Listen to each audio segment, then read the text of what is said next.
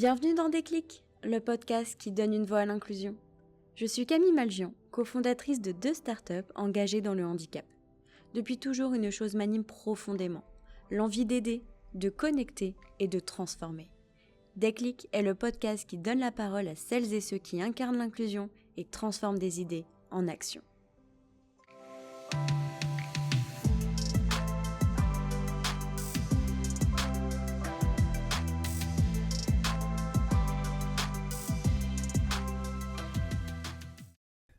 Pour moi, ça rejoint cette idée de justice sociale, d'inclusion dans la société, de personnes qu'on connaît pas forcément, mais c'est pas parce qu'on les connaît pas qu'elles n'ont pas besoin d'être correctement intégrées dans la société. Ça peut être nous demain, et tout d'un coup, ça deviendra primordial pour nous de pouvoir être intégrés, mais tant que ça nous est pas arrivé, on n'y pense pas. Donc moi, je crois que derrière le terme de tolérance, je mets l'idée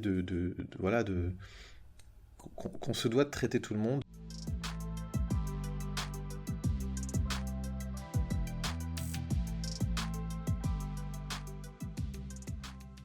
Merci beaucoup Bertrand de venir sur le podcast Déclic. Tu nous viens tout droit de Rennes, c'est ça ? Oui. De la Bretagne ? De la Bretagne, ouais. Il faisait du soleil à Rennes quand t'es parti ? Très beau ciel ce matin. Et là à Paris, on a de la chance cette semaine, on a pas mal aussi, ouais. Plutôt ensoleillé.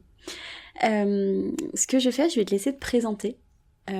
Sur le podcast Déclic, j'interviewe plusieurs personnes. Aujourd'hui, je suis vraiment très contente de t'avoir. On a eu beaucoup des personnes en situation de handicap sur les derniers épisodes, mais aussi c'est important pour moi de mettre en avant les entrepreneurs qui travaillent sur le sujet de l'accessibilité et du handicap. Et donc, sans plus attendre, je te laisse te présenter. Eh bien, merci pour ton invitation. J'avais en effet suivi tes podcasts et je me demandais comment je m'inscrivais dans cette série, puisque en effet, je suis pas en situation de handicap, mais même si mon activité s'interroge, travaille sur cette question depuis un moment maintenant. Donc oui, ma société qui s'appelle Somewhere, elle a 5 ans maintenant. Et elle est le résultat de réflexions que j'ai et de travaux que j'ai personnellement depuis une quinzaine d'années sur le sujet de l'accessibilité des villes de manière générale. Et donc mon activité avec Somewhere, mais qui avait commencé déjà avant, c'est une activité un peu de cartographe et d'informaticien, d'apporter des outils qui existent pour plein de domaines, au domaine de l'accessibilité et au domaine plus large même du piéton, de la mobilité piétonne dans les villes. Donc c'est le résultat d'une réflexion que je me suis faite en 2010. On commençait à avoir des smartphones. Moi j'en avais pas, mais en tout cas il y avait beaucoup de gens qui commençaient à avoir des smartphones, qui utilisaient Google Maps pour se guider. Et puis en tant que piéton, en fait, Google exploitait des données de GPS pour les voitures, donc les rues, enfin toutes les données qui sont utiles pour les voitures, et faisait circuler les piétons dans ces rues en les mettant au centre de la rue à 4 km/h, en étant capable d'aller dans les deux sens. Et moi je me disais, donc c'est ça la différence par rapport à ce que Google proposait pour les voitures, et moi je me disais mais en fait c'est dingue, en tant que piéton c'est rare en fait qu'on marche au centre de la rue, et pour des personnes pour qui c'est capital de savoir si le trottoir de gauche permet de circuler alors que le trottoir de droite ne le permet pas, eh bien Google ne propose rien. Et en fait personne ne proposait rien à l'époque. 15 ans plus tard, il n'y a pas grand monde qui propose ça aujourd'hui non plus. Google ne le propose pas, toujours pas. Sur la partie piéton ou sur la partie accessibilité piéton ? Alors, sur la partie accessibilité, ouais. Sur la partie piéton, Google propose des choses dans les capitales européennes, comme à Paris, avec les trottoirs, avec les traversées piétonnes, mais Google ne le propose pas ailleurs. Donc, en effet, c'est un progrès. Je ne sais pas à quel point ça fait partie d'une stratégie de la part de Google qui va s'étendre et permettre d'améliorer les choses un peu partout, ou si c'était surtout quelque chose qui s'estimait indispensable dans des territoires extrêmement fréquentés. Mais sur la partie accessibilité, aujourd'hui, une personne en fauteuil, quand elle utilise Google Maps va lui faire éviter les escaliers. C'est tout. Or, c'est extrêmement problématique. Donc c'est en déroulant ce fil à partir de 2010, en me demandant mais comment on pourrait faire pour cartographier l'accessibilité des villes, comment on pourrait faire une fois qu'on a cartographié cette accessibilité pour mieux guider les gens, pour leur proposer des itinéraires qui leur font éviter des rues complètement impraticables, et bien voilà, comment est-ce qu'on peut faire et donc 15 ans plus tard, je commence à avoir des réponses, pas mal de réponses, le sujet a quand même pas mal évolué, mais on va dire que pendant une dizaine d'années, ça a été des prototypes, donc des choses qui permettaient de faire progresser ces questions. Et, à petite échelle, du coup. À petite échelle, ouais. Alors, quand même des choses. Hein. Le premier prototype, c'est 2010, à l'occasion d'un concours organisé par Rennes Métropole pour l'ouverture de son portail Open Data. Donc Rennes qui depuis est une des villes les plus en avance sur la question de l'open data en France, avait ouvert son portail Open Data à l'été 2010 et avait sorti un concours, Rennes en Open Data, je ne sais plus comment ça s'appelait, pour encourager à la réutilisation de données. Ce qu'ils voulaient voir, c'est à quel point les données qu'ils avaient proposées étaient utilisables, permettaient de développer des services. Et voilà, confronter cette question de la publication de données à la création de services. Donc moi avec un copain, on s'est dit, c'est l'occasion peut-être d'essayer quelque chose. C'est là qu'on a créé Handimap, qui est aujourd'hui le nom de notre calculateur d'itinéraire. À l'époque, on ne savait pas très bien ce que ça allait être. Handimap, c'était le nom de notre projet. Et en fait, on l'a créé dans ce cadre-là parce que Rennes a eu la bonne idée de publier des données en open data qui nous permettaient notamment de qualifier les traversées piétonnes bordées de trottoirs surbaissés. Donc on a utilisé cette donnée pour permettre de guider les gens correctement lors des traversées, alors en fauteuil. Ce prototype, c'était exclusivement des itinéraires en fauteuil. Et on a fait un calculateur d'itinéraires sur Rennes, pas Rennes Métropole, mais Rennes, permettant donc depuis un site web à des gens de planifier leurs itinéraires et de voir quel est le chemin qui va être le plus adapté pour une personne en fauteuil. Alors il nous manquait beaucoup d'informations, on ne prétendait pas faire un truc parfait, mais c'était les bribes de ce que c'est devenu aujourd'hui. Et donc on a gagné un des prix du concours, et Rennes Métropole d'ailleurs nous a invités à déjeuner, les services en charge de la publication de ces données nous ont invités après, ils nous ont dit mais si vous saviez, quand on a publié cette donnée sur les trottoirs surbaissés, on se doutait pas un instant que quelqu'un l'utiliserait. On s'est dit, allez, on libère des données, on verra bien à quoi ça peut servir. Et jamais on n'avait pensé que ça puisse servir à faire quelque chose comme Handimap. Donc c'est toujours un sujet avec Rennes. Donc nous, on est implanté à Rennes, juste à côté. Cette question de ces données en open data qu'on libère et on ne sait pas toujours à quoi elles vont servir, on est un peu lié à cette histoire-là, nous, on est un peu lié à cette histoire de l'open data, et du coup on milite aussi pour que beaucoup de données se libèrent. C'est pas parce qu'une donnée a l'air inintéressante qu'elle l'est forcément. Et donc les services, notamment SIG des villes, qui ont beaucoup de données cartographiques, ont tout intérêt de notre point de vue à libérer beaucoup de choses. Et effectivement, tu parlais du coup de Rennes Métropole. Aujourd'hui, alors dans une métropole, on sait qu'il y a différents services, différentes directions qui travaillent sur toute la politique d'une métropole. Aujourd'hui, c'est quel service qui traite ce sujet? À Rennes, alors vraiment ça va dépendre des territoires, la question de l'accessibilité. Alors quand on parle de cartographie de l'accessibilité, il y a toujours les directions SIG qui sont partie prenante des projets. SIG, Système d'information géographique. Donc ce sont les directions en charge de toutes les données qui permettent de cartographier le territoire, ses routes, ses aménagements cyclables, toutes les informations sur les bâtiments, les réseaux enterrés, etc. Toutes ces données qui permettent d'aménager, d'entretenir la ville en fait.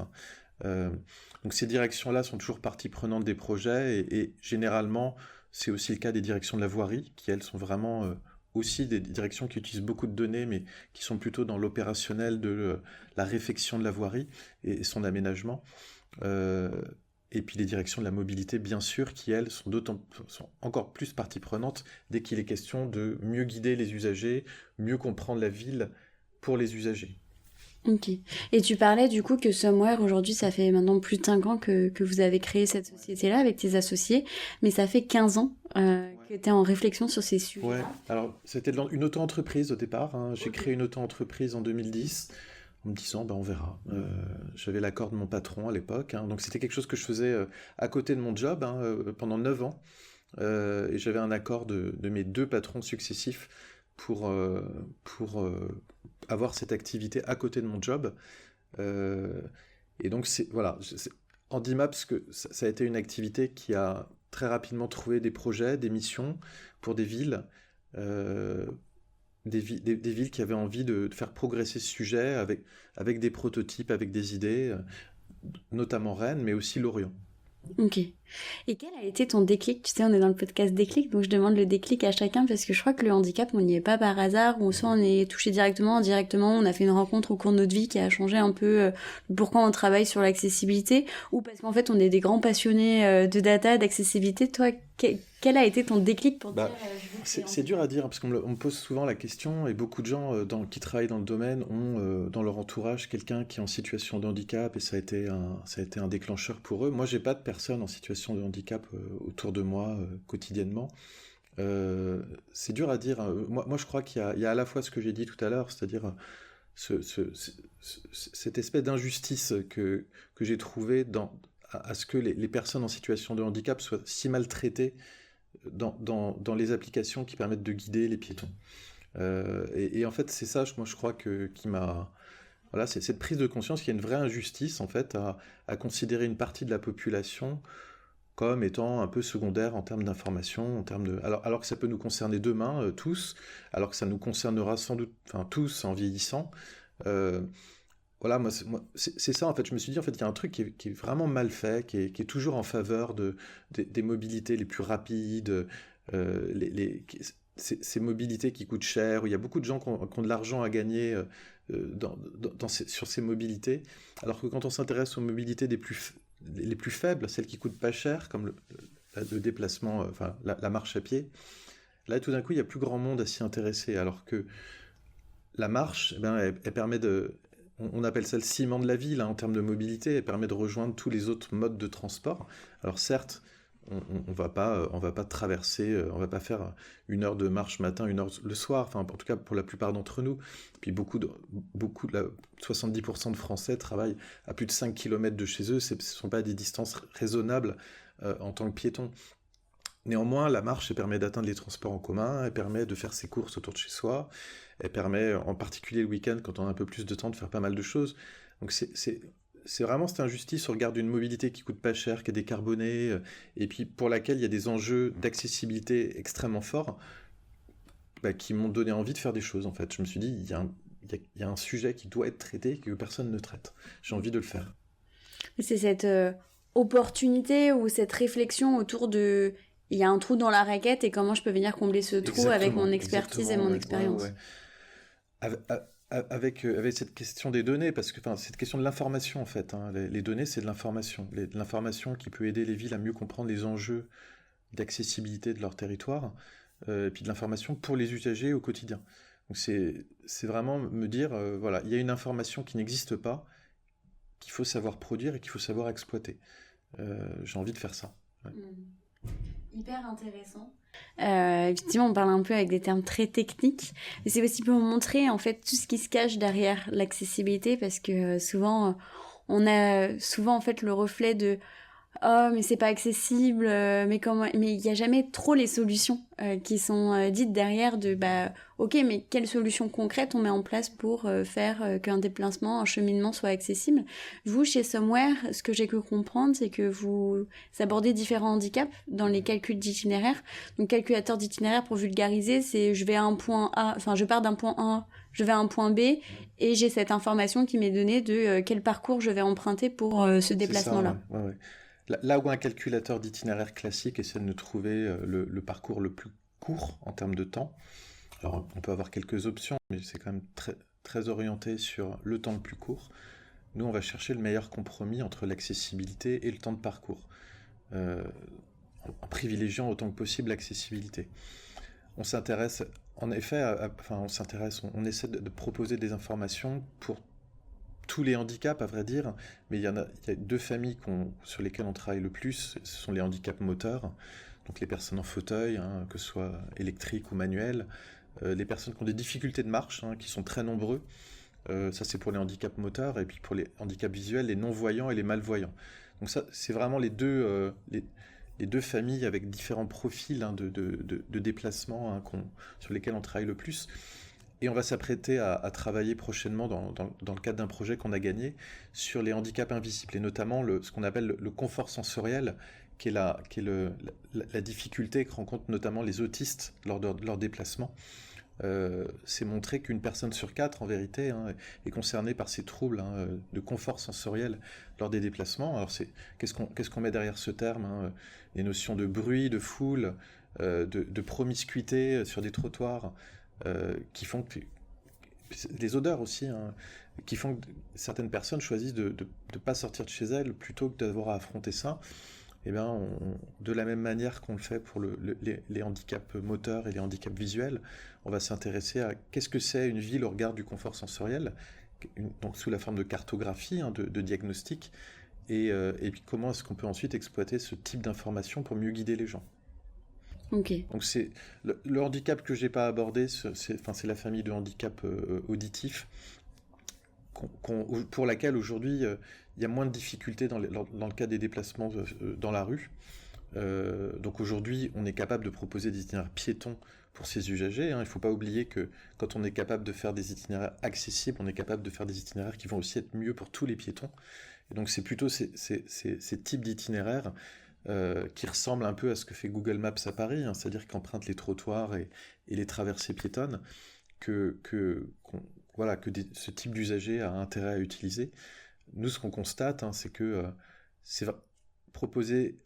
une fois qu'on a fait un diagnostic de l'accessibilité d'un territoire, ça bénéficie vraiment à tout le monde, et donc à tous les piétons à qui on va pouvoir proposer des itinéraires plus justes, parce qu'ils empruntent les traversées piétonnes là où il y en a, hein, on n'est pas au centre de la rue, hein, comme sur Google Maps, parce que les temps de parcours qu'on va calculer sont plus justes aussi. On va pouvoir estimer les temps de traversée de rue, hein, et notamment les temps d'attente avant de traverser la rue. Donc on est capable de donner une information plus juste pour tous les piétons, et aussi de tenir compte du fait qu'un trottoir trop étroit, ben c'est pas qu'une gêne pour les personnes en fauteuil, c'est une gêne pour tout le monde en fait. Oui, ce qu'on appelle dans le jargon de l'accessibilité universelle, c'est travailler de base pour un public spécifique, mais qui sont profitables pour tous. Donc ouais, effectivement, moi je te rejoins 100% parce que tu sais avec Isemote déjà tout ce que l'on fait et comment effectivement on peut interroger aussi ces calculateurs d'itinéraires pour donner la meilleure information à l'usager sur notamment cette partie-là de calculateur d'itinéraire qui est un terme, je sais pas si on peut appeler ça technique, mais un peu. Finalement, où est-ce qu'on retrouve le calculateur d'itinéraire Handimap ? Alors, au tout départ, il y a 15 ans, c'était un site web. Hein, un site web. Alors, les usagers, hein, les personnes en situation de handicap, pour beaucoup, ont besoin de préparer leur itinéraire avant de sortir dans la rue. Donc, les sites web restent plus appropriés que les applications mobiles pour préparer l'itinéraire. On est sur un écran plus grand. Il y a des mécanismes d'accessibilité web qui facilitent la consultation. Donc les sites web sont indispensables. Donc on essaie autant que possible que nos itinéraires soient disponibles sur des sites web, puis sur des applications mobiles. Il faut savoir aussi que pour des usagers qui vont être des touristes, qui vont être de passage que ponctuellement sur un territoire, bah, le site web est indispensable aussi parce que les personnes ne vont pas avoir forcément envie d'installer une application. Donc on essaie d'être au maximum sur des sites web. Pour que ces sites web soient connus, il faut que le territoire, évidemment, hein, c'est des sites web qu'on fait pour chaque territoire. Ce ne sont pas des sites web somewhere ou Handimap, hein, ce sont des sites web pour chaque territoire, comme on en a un pour l'Orient, comme on en a un pour le département de l'Hérault, hein, sur le tourisme accessible. Donc c'est de la communication qui doit être assurée pour que les gens en entendent parler, sachent que ça existe. Mais c'est aussi les applications mobiles, hein, parce que c'est ce qui est le plus utilisé, hein, une fois qu'on est dans la rue. Notre but, de manière générale, hein, c'est que notre calculateur Handimap soit intégré dans des sites et des applications qui existent déjà, donc pour lesquels il y a déjà une grosse base d'utilisateurs. Donc, en particulier les applications des réseaux de transport, hein, dans chaque agglomération ou métropole, hein, il y a une application. Notre but, c'est d'être intégré dans ces solutions pour que les usagers, un jour, ils mettent à jour leur application et voilà, tout d'un coup, ils bénéficient de toutes ces nouvelles fonctionnalités, hein, de recherche d'itinéraires tenant compte de leurs besoins. Oui, parce que ça, c'est effectivement, parfois, moi, c'est vraiment en travaillant, le secteur de la mobilité est extrêmement complexe, avec plein d'acteurs différents, et on se rend pas compte que derrière une application qu'on peut avoir sur nos portables, je vais pas en citer une pour pas faire des préférences, mais quand on a sur une application pour calculer son itinéraire, que ce soit notamment sur du transport, donc application d'un territoire, en fait, on se rend pas compte qu'il y a 15 prestataires derrière. Il y a ceux qui éditent l'application. À l'intérieur, comme tu disais, sur la création d'itinéraires, on peut vous retrouver, vous, qui faites la partie calculateur d'itinéraire accessible. On a ceux qui intègrent les parties itinéraires vélo. Je connais aussi l'entreprise GeoVélo qui propose effectivement ces itinéraires-là pour les cyclistes. On a ceux qui vont faire la partie billetterie. Et en fait, il faut s'imaginer que derrière ça, en fait, c'est des sociétés différentes qui traitent le sujet différemment, mais qui viennent s'intégrer dans une interface unique. Et donc, il y a un gros sujet aussi des acteurs des éditeurs d'applications, qu'on appelle aussi parfois les intégrateurs, de venir en fait vraiment agréger tous ces services pour pouvoir proposer à l'usager le service qui va être le plus efficace possible pour lui. Voilà, ouais. Donc c'est tout un écosystème d'entreprises qui doivent apprendre à travailler ensemble pour à la fin proposer une application qui ne va pas être une usine à gaz, hein, qui va être quelque chose de fluide pour l'usager, qui n'a pas besoin de savoir que les itinéraires accessibles sont calculés par somewhere. C'est pas ça qui est important, c'est que la personne puisse être guidée de manière fluide, en ayant accès aux horaires de transport, à la billettique, tu le disais, des fonds de plan, hein, qui permettent aussi de bien comprendre là où on va. En effet, il y a sans doute une quinzaine d'acteurs, voire peut-être plus parfois, autour d'une seule application. Et qu'est-ce que tu en penses, toi, justement, du MaaS? Alors, pour ceux qui nous écoutent, le MaaS, on appelle c'est Mobility as a Service en anglais. C'est toutes les applications de mobilité qu'on retrouve sur nos téléphones, où on va pouvoir acheter un ticket, valider son titre de transport, rechercher un itinéraire, commander un taxi sur une seule application. Donc c'est vraiment la réunification de tout plein de services au sein d'une même app. Qu'est-ce que t'en penses, toi, au niveau de l'accessibilité? Est-ce que t'es plutôt sur le pan de... il faut que les données d'accessibilité soient intégrées dans toutes ces applications MaaS, ou au contraire, t'es plutôt sur c'est quand même mieux d'avoir une application un peu plus spécifique pour des personnes qui ont besoin d'une solution un peu plus spécifique. Oui, moi je crois que l'idée derrière le MaaS, elle est quand même plutôt bien. Je pense qu'on en a marre en tant qu'usager, hein, pour la plupart d'entre nous, d'avoir quantité d'applications, de jongler entre les applications quand on se déplace. Néanmoins, s'il y a bien un sujet pour lequel, à mon avis, une application généraliste peut difficilement être aussi bonne qu'une application spécifique, c'est le guidage des personnes non-voyantes. Ces applications généralistes, là, avec une quinzaine d'acteurs autour, elles font plein de choses, mais ce qu'elles font pas toujours très bien, c'est la partie guidage, et en particulier le guidage pour des personnes non-voyantes qui nécessitent d'avoir recours à pas à des interfaces, mais à des manières de restituer l'information très spécifiques. Donc pour moi, le MaaS, c'est bien, mais avoir une deuxième application pour des personnes qui seront non-voyantes, ça ne me semble pas un problème particulier. Il faut que les deux applications puissent se parler, hein, sans doute. Mais voilà, en fait, c'est bien de vouloir centraliser les choses, mais jusqu'à un certain point, quoi. Au bout d'un moment, si ça devient quelque chose de beaucoup trop lourd, beaucoup trop complexe, d'intégrer tous les acteurs, tous les besoins dans une seule et même application, c'est pas grave, faisons autre chose. Et donc, moi, je dirais que le MaaS, donc cette idée de tout mettre dans une seule appli, c'est bien, hein, mais aujourd'hui, j'en vois pas d'application MaaS qui répondent à tous ces besoins là, de réservation de taxi, toutes ces choses dont on parle. En fait, je crois qu'il y a quand même quelques périmètres qui sont en train de voilà, au gré du travail sur cette idée de masse, on voit qu'il y a des besoins qui nécessitent des applications spécifiques. Et donc, c'est sans doute vers ça que tend ce travail, quoi. Donc, nous, on est là pour apporter l'information à la fois dans l'application généraliste que tout le monde a, parce que, comme je disais tout à l'heure, ça bénéficie à tous, ces itinéraires, mais aussi, évidemment, dans des applications de guidage, où là, on sait très bien que voilà, il y a besoin de systèmes de positionnement GPS hyper précis, de manière de restituer l'information de manière audio, pareil, très spécifique. Et là, je crois que ça n'a pas vraiment sa place dans l'application généraliste, hein. Peut-être que ça arrivera parfois, mais ça a aussi tout à fait sa place dans une application qui est spécialisée en termes de guidage. Je trouve que c'est un sujet effectivement très délicat. C'est pour ça que je me suis permis de te le poser, parce que nous, on a des groupes d'usagers avec la société que j'ai créée, donc EasyMob. On a des groupes d'usagers qu'on réunit tous les trimestres. Et sur le dernier groupe, j'avais fait une table ronde avec des personnes justement déficientes visuelles et je leur avais posé cette question-là. Et même en fait, dans les acteurs de la déficience visuelle, c'est très mitigé. Et nous, ce qu'on fait, parce qu'on crée des apps effectivement pour les territoires, et en fait, c'est qu'on pose la question aux usagers du territoire de qu'est-ce qu'ils souhaitent. Est-ce qu'ils souhaitent que ça soit plutôt intégré dans l'application du territoire qu'ils ont potentiellement l'habitude d'utiliser ou pas, ou est-ce qu'ils préfèrent que ce soit une application spécifique? Et ça, je dirais que ça dépend de différentes choses. Parce qu'il suffit que l'application masse du territoire, elle soit pas accessible numériquement, bah on va tout de suite oublier cette idée-là. Et on va vouloir mettre en place une application très spécifique qui est vraiment dédiée, qui est ultra accessible. Donc je dirais que ça dépend aussi des acteurs du territoire, des acteurs qui développent les logiciels. Et pas plus tard, je vais pas citer le territoire, mais je me suis déplacée sur un territoire il y a pas très longtemps.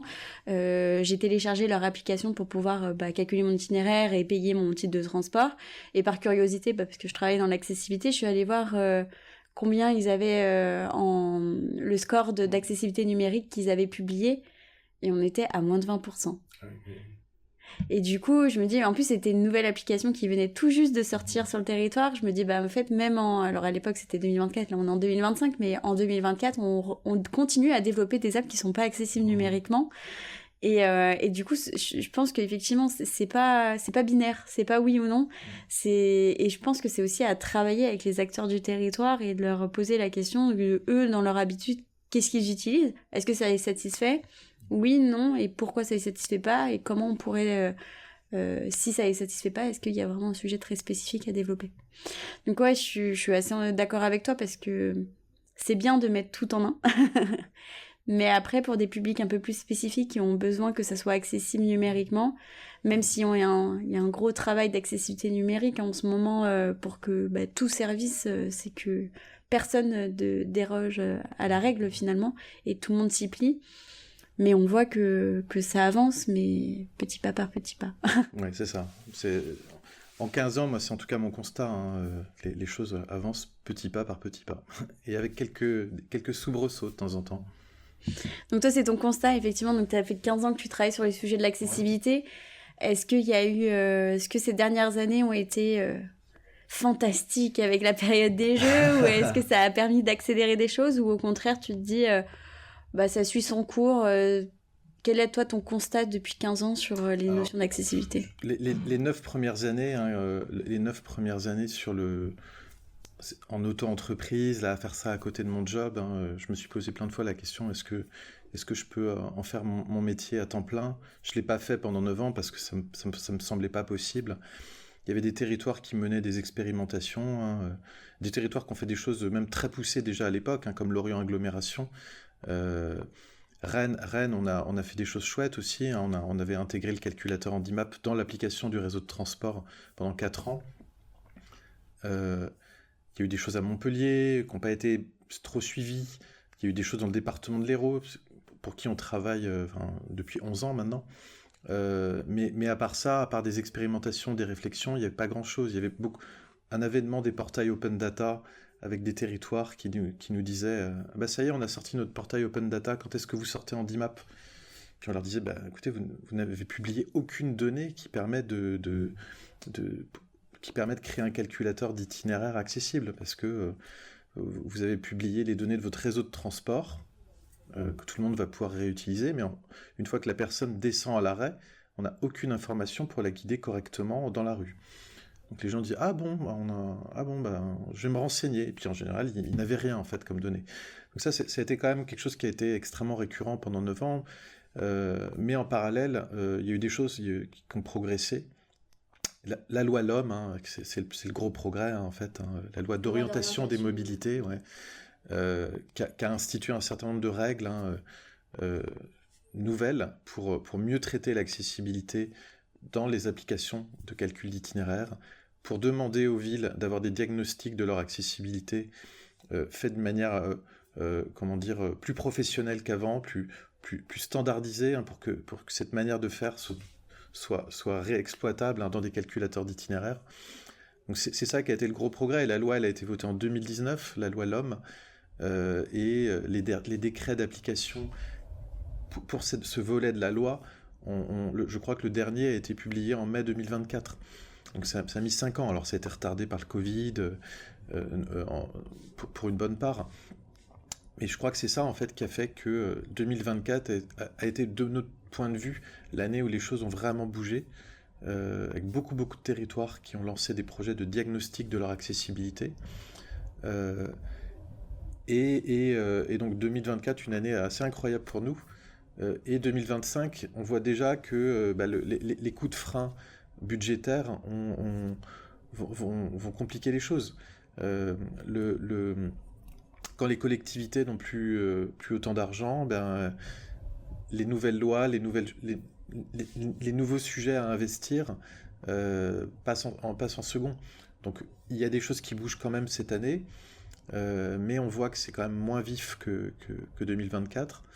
Et je pense que les élections municipales l'an prochain vont faire aussi qu'il va y avoir un petit temps mort dès l'été prochain, hein, avant les élections, puis après, hein, le temps que les nouvelles équipes se mettent en place.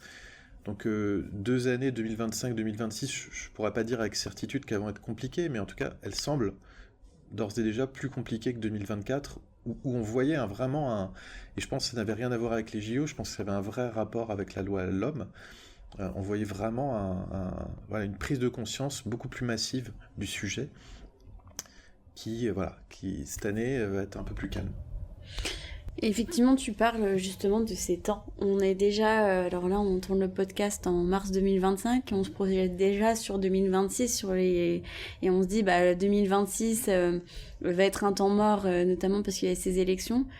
En fait, on entend beaucoup les personnes, notamment porteurs de handicap, et qui est totalement légitime de dire, en fait, on en a marre, l'accessibilité avance pas. Mais est-ce que aujourd'hui l'accessibilité n'avance pas parce qu'en fait on est contraint par le timing, parce que l'accessibilité est quand même très politique, très normée par les lois, par tous les décrets qu'ils peuvent avoir. Aujourd'hui, ce qu'on a pu voir, que tu me disais un peu en off tout à l'heure, c'est sans loi. Finalement, est-ce que progresse peu, ouais. Les choses progressent peu. Donc en fait, c'est un peu la législation qui fait avancer les sujets. Et on se dit, on a encore un retard énorme en France sur les questions d'accessibilité et de handicap. Pourquoi on n'arrive pas à avancer et à aller plus vite? Est-ce que pour toi, c'est parce que c'est le timing des acteurs publics qui nous contraint de Ouais, les priorités. Moi, je pense que c'est plus les priorités que le timing. Je pense que dans la tête de nos élus, l'accessibilité est vue comme un sujet qui concerne peu d'habitants, globalement. En tout cas, je dis pas que c'est ce que je pense, je dis que c'est comme ça que c'est perçu, à mon avis, par beaucoup d'élus. Et au regard des budgets que ça peut représenter, de se lancer sur cette thématique, hein, de pouvoir réaménager sa ville pour ces personnes, et donc conduire des diagnostics auparavant pour voir ce qu'on doit faire. Ça, c'est quand même quelque chose qui a été institué par la loi 2005, hein, la réalisation des PAV, hein, c'est-à-dire un état des lieux de l'accessibilité du territoire, et ensuite un plan d'action sur 5-10 ans pour améliorer l'accessibilité. Ça fait 20 ans, donc on vient de fêter les 20 ans de la loi. Les choses n'ont pas tant que ça bougé, hein, et beaucoup de villes n'ont jamais fait leur PAV, parce que ne pas faire son PAV, aujourd'hui, il n'y a pas de... la collectivité qui ne fait pas son PAV ne va pas être réprimandée si elle ne le fait pas. Alors, Donc le PAV, c'est le plan d'action sur l'accessibilité de la voirie et de l'espace public. Ouais. C'est un document, on pourrait appeler ça un schéma directeur d'accessibilité, hein, comme il existe des schémas directeurs piétons ou schémas directeurs vélo. Ça fait 20 ans que ça existe, il y a quand même beaucoup de villes qui l'ont fait, hein, mais qui ne l'ont pas mis à jour forcément. Et puis, mais aussi beaucoup qui ne l'ont pas fait. Et ça, pour moi, c'est un peu ça le souci, c'est que dans la tête des élus, c'est d'autant moins une priorité que c'est pas si obligatoire. Un territoire qui ne le fait pas ne va pas avoir de pénalité. Donc c'est un peu au bon vouloir des élus et des services que de réaliser ces choses. Hein. Et il y a des collectivités qui ont plus à cœur de le faire que d'autres. Donc moi je crois que c'est d'abord les élus qui doivent changer d'état d'esprit par rapport à ça, hein, qui doivent comprendre que travailler sur l'accessibilité, en fait, c'est travailler sur le redéveloppement de la mobilité piétonne dans sa ville, notamment, hein. Le développement des mobilités actives pour tous, et que ça c'est indispensable en fait si demain on doit un peu décarboner la mobilité. Donc c'est de ce constat, hein, qu'on a pu faire en 2020 ou 2021, hein, dans le cadre d'un projet, on a mené des interviews avec les 40 plus grandes villes françaises, des directions de la mobilité, des directions SIG, parfois des élus, enfin beaucoup de gens. Et on est sorti de ces 40 entretiens en se disant, mais en fait, en disant ce que je viens de te dire, c'est-à-dire que l'accessibilité n'est pas une priorité parce que, en termes de bénéfices, d'évaluation du coût versus le nombre de personnes que ça concerne, beaucoup d'élus considèrent encore aujourd'hui qu'il y a peut-être d'autres choses à faire, d'autres choses plus prioritaires. Parce que c'est un investissement qui n'est pas mesurable en fait. C'est un investissement pour une qualité de service, et l'investissement pour une qualité de service, des fois, c'est pas tant mesurable que ça. Et puis voilà, dans leur tête, ça concerne pas tous les habitants. Et justement, ce qu'on s'est dit, c'est que il est hyper important pour que cette priorisation là, qui est toujours en défaveur de l'accessibilité, change, que les élus comprennent qu'en fait, ça concerne tout le monde. On est dans une situation d'un pays avec une population vieillissante qui va être de plus en plus concernée par des enjeux d'accessibilité, de mobilité difficile, de perte d'autonomie. Et en fait, travailler là-dessus, c'est travailler pour beaucoup de gens. Donc c'est de la sensibilisation et de l'évangélisation constante en fait. Auprès des élus, auprès des services, ouais. Les personnes qui vont vraiment prendre des décisions. Mais c'est un peu aussi l'enjeu du podcast Déclic, c'est de se dire parfois en fait les personnes ne font pas, même les élus ou des entreprises ne font pas par méconnaissance du sujet, de dire en fait il y a des personnes qui sont présentes, il y a des sociétés qui sont présentes, qui travaillent depuis de longues années ces sujets d'accessibilité, il n'y a plus qu'à activer. Mais souvent c'est pas activé, alors soit effectivement puisque c'est un enjeu de priorité de leur côté, parce que à l'échelle d'une ville, d'une métropole, il y a quand même beaucoup de choses à prendre en compte. Et après, il y a la notion aussi de sensibilisation, parce qu'un élu, je pense qu'il n'est pas sensibilisé et qu'il n'a pas la notion de handicap, ou en tout cas de qu'est-ce que ça représente, pourquoi le faire. C'est un élu qui va peut-être moins agir et qui va agir sur des choses qu'il maîtrise plus. Et donc, c'est un peu comme nous, dans un métier... je prends en l'occurrence moi, tu vas me dire si c'est la même chose, mais un truc que je ne maîtrise pas et que je dois faire, ça me demande de l'effort. Et donc du coup, et cet effort-là, soit il me l'est donné par un tiers, soit il est délégué à une personne qui a plus la compétence que moi. Mais du coup, il y a la notion aussi de méconnaissance et l'expertise du handicap. Le handicap, ça reste quand même un petit milieu. Enfin, on se connaît tous maintenant, je pense. Mais du coup, il y a potentiellement une évangélisation encore et encore des acteurs. Bien sûr, énormément. Un élu, il faut vraiment qu'il prenne conscience que quand il travaille sur l'accessibilité, de la voirie, hein, je parle toujours, hein, quand je parle d'accessibilité, je parle souvent d'accessibilité de la voirie, hein, qui est quand même le cœur de notre métier. En fait, il travaille pour la mobilité piétonne sur son territoire, et il va falloir un peu évangéliser, avoir aussi des chiffres à présenter aux élus pour qu'ils comprennent aussi à quel point les leviers qu'ils actionnent aujourd'hui sont pas toujours les bons. Je donne un exemple, hein. Ça a été montré que dans des villes qui sont très accessibles et très marchables, très très favorables aux piétons, les piétons sont prêts à marcher beaucoup plus pour rejoindre les réseaux de transport. Aujourd'hui, beaucoup de villes ont tendance à essayer de mailler leur territoire par un réseau de transport assez dense, parce que justement, parce que voilà, on rapproche le bus, hein, des gens, parce que c'est comme ça qu'on s'est dit que c'était la bonne manière de faire. Or, ça coûte cher un réseau de transport, et on pourrait très bien réduire la taille du réseau de transport et plus travailler sur la marche, donc sur la qualité des déplacements dans la rue, ce qui permettrait d'avoir quelque chose qui ne sert pas qu'à rejoindre le réseau de transport, mais qui sert aussi pour aller faire des courses, pour se balader. Euh, Plutôt que de mettre beaucoup d'argent sur les réseaux de transport, ce que je veux dire, c'est qu'on pourrait en mettre un peu plus peut-être sur la qualité des déplacements dans la rue, et on ferait de sérieuses économies. Ça, c'est pas moi qui le dis, hein, c'est l'union de tous les réseaux de transport européens qui a sorti un papier là-dessus. Donc ils disent quand même quelque chose qui est plutôt pas en défaveur, mais en tout cas qui est une information qui pourrait faire que certains réseaux de transport deviennent, enfin, comment dire, se réduisent, et donc tous ces réseaux de transport n'ont pas tant que ça intérêt à publier ce genre d'infos.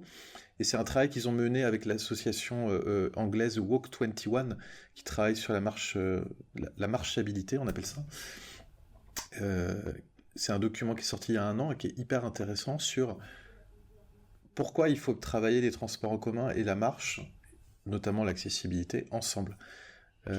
Et je réagis par rapport à ce que tu viens de dire, parce que tu viens de finir ta phrase avec 3 mots. Voirie, mobilité, accessibilité. Voirie, transport, accessibilité. C'est 3 directions différentes. Eh bien, bien sûr, bien sûr. Et du coup, c'est hyper complexe. Enfin, pour ceux qui nous écoutent, de travailler déjà avec une entité au sein d'une métropole, bon, c'est 12 mois. Quand on doit travailler... Alors, l'accessibilité est assez transverse. Généralement, il n'y a pas de direction où ça va être plutôt côté handicap, CCAS. Mais du coup, quand on doit rejoindre... Parce que la voirie n'est pas souvent intégrée ici dans la direction mobilité, ou en tout cas, c'est vraiment 2 pans différents. Ouais. C'est 2 volets différents. Et du coup, déjà, quand c'est 2 élus qui doivent travailler ensemble, avec 2 services qui doivent travailler ensemble, on se rend compte déjà de la complexité en fait du sujet. Et après il y a du coup l'accessibilité qui arrive en transverse, de se dire il faut qu'on ait des acteurs qui soient sensibilisés au sujet et qui puissent en parler sur les 2 directions. Donc du coup je mettais un petit point là-dessus parce que c'est en effet, c'est le cœur, c'est vrai que je parle des élus, mais côté service, en effet, c'est la principale difficulté. C'est que on est sur un sujet très transversal, avec des directions qui travaillent pas toujours très bien ensemble et qui sont pas forcément alignées sur les priorités. Donc c'est une vraie difficulté. Je crois que ça passera sans doute par la mise en place de commissions spécifiques sur le sujet dans les collectivités, comme ça peut se faire sur le vélo, pour obliger tout le monde à travailler, à se mettre autour de la table et à travailler dans une même direction. C'est d'ailleurs ce pourquoi plaident certaines associations de piétons. En tout cas, vaste sujet, et quand on compare les villes, les directions ne sont pas toujours structurées pareil. Ceux qui ont le plus de pouvoir pour agir dans une ville ne sont pas forcément ceux qui ont le plus de pouvoir dans la ville d'à côté. Tout ça dépend vraiment des orientations politiques et de l'historique du territoire. Donc voilà, c'est dans cet écosystème, dans cet existant qu'on doit s'inscrire et pour essayer de faire progresser les choses. Donc c'est pas simple. Ouais. Mais rien n'est simple, sinon ça serait trop facile. Merci beaucoup en tout cas pour ta vision et pour ton partage d'expérience et d'expertise sur ces sujets-là, parce que tu travailles sur ces sujets maintenant depuis plus de 15 ans, maintenant plus de 5 ans avec la société à temps plein avec Somewhere. Quelle est toi ta vision, si je dois te dire, on est en 2035, quel sera le paysage de l'accessibilité dans 10 ans, selon toi et ta vision? Dur à dire parce que moi je crois que ce qui a été amorcé avec la loi L'Homme va se poursuivre. On va avoir un temps mort peut-être 2025-2026 et puis les choses vont repartir en 2027. Alors c'est horrible, 2 ans de temps mort, mais en 15 ans j'en ai vu beaucoup des temps morts. Je crois qu'il y aura beaucoup plus d'informations disponibles en 2035 qu'aujourd'hui, en France et en Europe, ainsi que d'autres pays, pour les déplacements des personnes en situation de handicap, sur l'accessibilité des établissements, sur l'accessibilité de la rue. Il y aura eu beaucoup de choses repensées en termes d'aménagement, parce qu'on va se retrouver dans une situation de population qui continue de vieillir, donc de plus en plus de personnes en situation de handicap, de plus en plus de personnes qui ont des difficultés pour rester vivre à domicile, voilà, sortir dans la rue va devenir une difficulté rencontrée par beaucoup plus de personnes. Donc je crois que les choses vont progresser comme ça, il y aura des à-coups pareils, et j'aimerais qu'en 2035, on ait la plupart des territoires urbanisés qui informent mieux leurs usagers sur les déplacements au quotidien, mais aussi que cette information-là existe dans le domaine du tourisme, parce que se déplacer est un enjeu aussi voilà, pour partir en vacances. Donc je pense que ces domaines vont progresser. Je pense qu'ils vont une partie de ce qui va impulser les choses, c'est aussi la décarbonation des mobilités, en fait. On va devoir un peu moins penser la mobilité sous l'angle de la voiture, un peu plus sous l'angle des mobilités actives, et donc il va y avoir des élans par impulsion, quoi, pour changer les choses. Est-ce qu'on aura beaucoup progressé en 2035? Je ne saurais pas le dire. Ça va dépendre de tellement de facteurs politiques divers et variés hélas, on n'est pas à l'abri d'autres priorités. Mais en tout cas, je pense que c'est la direction qu'on suit. Est-ce qu'on l'atteindra en 2035? Je ne sais pas.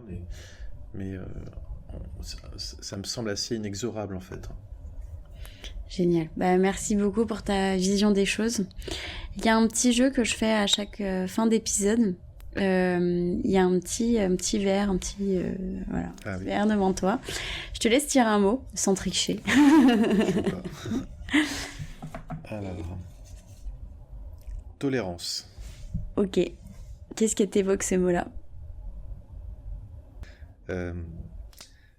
Pour moi, ça rejoint cette idée de justice sociale, d'inclusion dans la société, de personnes qu'on connaît pas forcément, mais c'est pas parce qu'on les connaît pas qu'elles n'ont pas besoin d'être correctement intégrées dans la société. Ça peut être nous demain, et tout d'un coup, ça deviendra primordial pour nous de pouvoir être intégrés, mais tant que ça nous est pas arrivé, on n'y pense pas. Donc moi, je crois que derrière le terme de tolérance, je mets l'idée qu'on se doit de traiter tout le monde, et en particulier les plus faibles, correctement, et qu'une société qui traite pas correctement les plus faibles, qui a tendance à prioriser les plus forts, se trompe de combat, en fait. Moi, de mon point de vue, la mobilité en particulier, mais la société de façon plus générale, doit être beaucoup plus pensée en partant des plus faibles. Ok, super. Merci pour ton point de vue sur ce mot-là, sur la tolérance. Est-ce que tu as des petites actus à nous partager pour les prochains mois qui vont arriver? Il y a toujours des actualités. Un projet autour du confort sensoriel, j'en ai parlé tout à l'heure, qu'on vient de démarrer, qui va prendre 2 ans, à Lorient, agglomération, à Lorient, donc territoire qui fait beaucoup évoluer les sujets autour de l'accessibilité. L'idée, c'est de pouvoir vraiment s'intéresser à cette notion de confort sensoriel qui est un des principaux problèmes de mobilité qu'on rencontre dans le cadre des handicaps invisibles. on a tendance à les oublier, c'est pour ça on parle de handicap invisible. Aujourd'hui, dans la mobilité, les handicaps invisibles sont pratiquement totalement oubliés. Alors que c'est 80% des handicaps. Ouais, voilà. Donc pour nous, c'est hyper important de pouvoir, faire un état des lieux d'une ville au regard de ces difficultés là, liées au confort sensoriel. Ça, c'est pour que les villes apprennent voilà, à adapter un certain nombre de choses, hein, pour la mobilité des personnes. Voilà, une personne sur quatre, hein, qui souffre de ces troubles. Euh, Deuxième année, on fabriquera un calculateur d'itinéraire. En fait, on va améliorer notre calculateur d'itinéraire pour intégrer ces informations, pour, pour permettre à des gens, voilà, de trouver des itinéraires qui vont leur faire éviter autant que possible tous les lieux particulièrement source d'inconfort sensoriel. On va s'intéresser notamment à la notion d'espace calme dans la ville, hein, des espaces où on peut un peu se ressourcer, voilà, sans personne derrière à circuler, vraiment pour régulièrement, hein, dans le cadre d'un déplacement, comme on fait tous, hein, avoir des moments où on peut se recentrer un peu, voilà, récupérer. Donc ça, c'est un projet très chouette, hein, qu'on cherche à monter depuis 2 ans bientôt, et voilà, on a réussi à le monter avec Lorient. On travaille sur un sujet qui s'appelle les parcours fraîcheurs, la mobilité en période de canicule, hein. Dans notre calculateur d'itinéraire, et on vient de sortir un prototype la semaine prochaine, on va être capable de proposer des itinéraires les plus frais possibles, et ça pour tous, hein, c'est-à-dire qu'une personne pourra indiquer voilà, par exemple qu'elle souhaite un itinéraire en fauteuil roulant, et un itinéraire au frais. Parce que ça va devenir un enjeu majeur de mobilité l'été dans toutes nos villes. Et donc on a monté un partenariat avec une société pour travailler là-dessus, pour une société qui travaille sur ces diagnostics de confort thermique, on appelle ça. Et nous, on travaille sur la partie vraiment calcul d'itinéraire en fonction voilà, des diagnostics.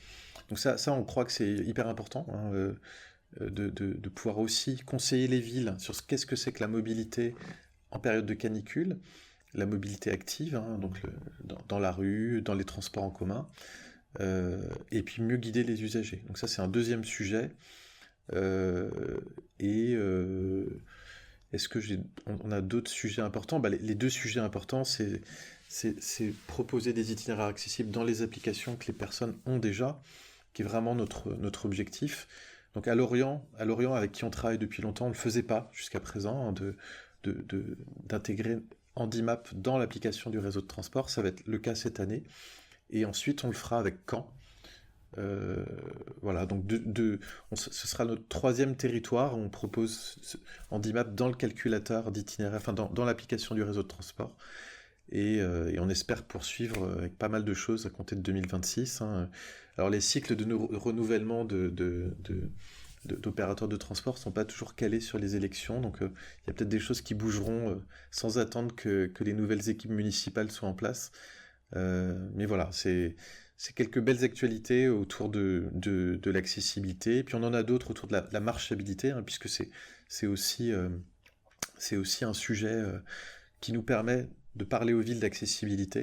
Donc on fait des diagnostics de marchabilité pour les villes. Et on va en faire un notamment pour une ville près de Montpellier qui s'appelle Castelnau-le-Lez. On travaille aussi beaucoup pour quand même 27 000 habitants. Hein. On travaille aussi beaucoup pour Évreux qui essaye d'être plutôt en pointe sur ces sujets. Donc voilà, ça aussi c'est des choses qui sont très chouettes et qui permettent notamment d'étudier la mobilité, évidemment des personnes en situation de handicap, mais aussi les difficultés en termes de mobilité selon le genre, notamment voilà, les difficultés que rencontrent les femmes et que rencontrent moins les hommes, hein, notamment liées au sentiment de sécurité, à la mobilité la nuit. Donc c'est des choses qu'on est capable de mesurer maintenant et qui permettent voilà, de faire un panorama assez large, hein, de la mobilité sur un territoire, selon le genre, selon l'âge et puis selon l'éventuel handicap qu'on peut avoir. Parce que tu vois, ça, la dernière chose que tu viens de dire, j'aurais peut-être pu en avoir besoin avant-hier. Je suis allée courir, je me suis fait avoir par le coucher du soleil qui était un peu tardif, parce que je cours beaucoup. Et du coup, j'étais quai de Seine pas très éclairée, voire pas du tout. Bon, j'avais ma frontale, donc ça m'a quand même sauvée. Mais j'étais pas à l'aise et en sécurité. On sait que quand on est une femme et on court tout seul et il fait nuit, dans des sentiers où c'est pas très éclairé, voilà, donc C'est pas très rassurant. j'aurais pu... Bah voilà, donc végétaliser les villes, hein, qui est un objectif majeur aujourd'hui, bah c'est à la fois très agréable en journée, mais le soir, la végétation crée des ombres, peut créer un sentiment d'insécurité, donc qui va plus toucher les femmes que les hommes. La végétation, ça crée aussi des racines qui peuvent faire chuter les gens, les seniors, hein, qui peut être une gêne pour des fauteuils. Voilà, tous ces sujets, on essaie de les rejoindre parce qu'on ne peut pas travailler l'un sans travailler l'autre. Et, euh, et donc voilà, je n'ai pas forcément toutes les réponses, hein, c'est des sujets complexes.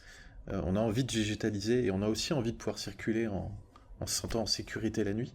Mais si on les regarde séparément, on ne risque pas d'y arriver. Donc on les intègre, l'accessibilité avec ces questions de végétalisation, de sentiment de sécurité, de confort piéton au sens large, pour, voilà, pour faire progresser les aménagements, tout ce que mène une ville pour se rendre plus confortable, et voilà, pour tous. Super. Ben, merci beaucoup Bertrand pour nous avoir partagé toutes ces choses, toute cette vision aussi que tu as sur l'accessibilité depuis maintenant 15 ans. Je te dis à très vite, parce que de toute façon, nous, on va travailler ensemble prochainement. Ouais. Donc je te dis à très vite et puis merci encore d'avoir accepté mon invitation. Puis merci à bientôt. Beaucoup. Merci, puis merci à tous de nous avoir écoutés. Merci, à bientôt. À bientôt. Merci d'avoir écouté Déclic, le podcast qui donne une voix à l'inclusion. Si cet épisode vous a plu, partagez-le autour de vous et laissez une note ou un commentaire sur votre plateforme d'écoute préférée. Vous pouvez me rejoindre sur Instagram et YouTube. Le nom c'est déclic avec 2i.podcast pour découvrir les prochains invités et suivre la sortie des prochains épisodes. Je vous donne rendez-vous toutes les 2 semaines, le jeudi, pour un nouveau déclic. À bientôt!